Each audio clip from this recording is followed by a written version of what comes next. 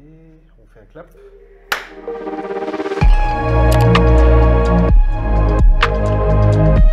Bonjour, je suis Vincent Lyonnais, je suis partenaire pour le groupe SteelShed Solutions. Je suis plutôt en charge de la partie commerciale, marketing et digital. Notre groupe est spécialisé dans la vente de bâtiments métalliques à distance, via le net. Nous couvrons actuellement plus de 50 pays pour 3000 transactions réalisées en 2021. L'idée de créer des vidéos de témoignages est partie d'un constat très simple. En effet, nous souhaitions valoriser nos produits, nos services par-delà les frontières du Grand-Duché, mais aussi mettre en avant la qualité de ce que notre équipe, basée ici à Bertrange, pouvait apporter à l'ensemble des consommateurs qui pouvaient se trouver n'importe où sur le globe. Alors comment peut-on mesurer l'impact d'un témoignage vidéo? Tout simplement sur le net, en mettant des éléments de tracking pour nous permettre de connaître l'efficacité de ces témoignages. Le premier élément, ça peut être justement le nombre de vues du témoignage vidéo en question. Le deuxième élément, ça peut être le nombre d'internautes qui vont arriver sur notre page en provenance tout simplement d'une plateforme d'hébergement de vidéos, type YouTube ou autre. Le troisième élément, c'est aussi les réseaux sociaux, à savoir les commentaires, les partages, les likes. En dehors du monde digital, l'indicateur aussi qui est pour nous important pour comprendre si ces vidéos de témoignages ont un impact réel, c'est tout simplement le bouche à l'oreille et le feedback que peut nous faire physiquement notre client.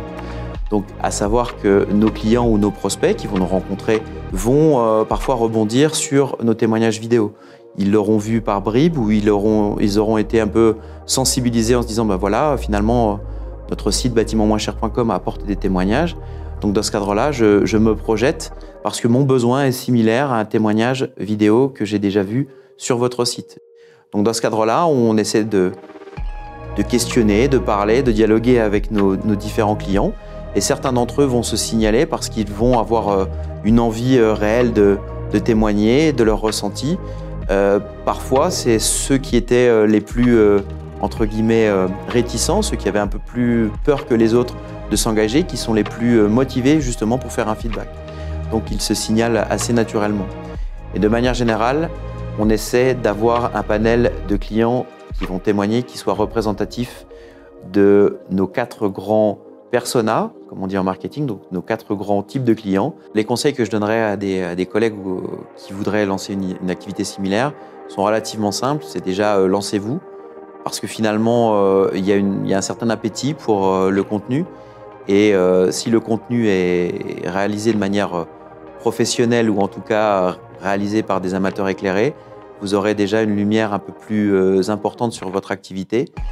Je serais tenté de dire que moi, à titre personnel, je préfère parler de mes produits que de parler de moi, parce que finalement, l'important n'est pas la personne, mais l'important est le produit, le service que vous allez apporter au marché.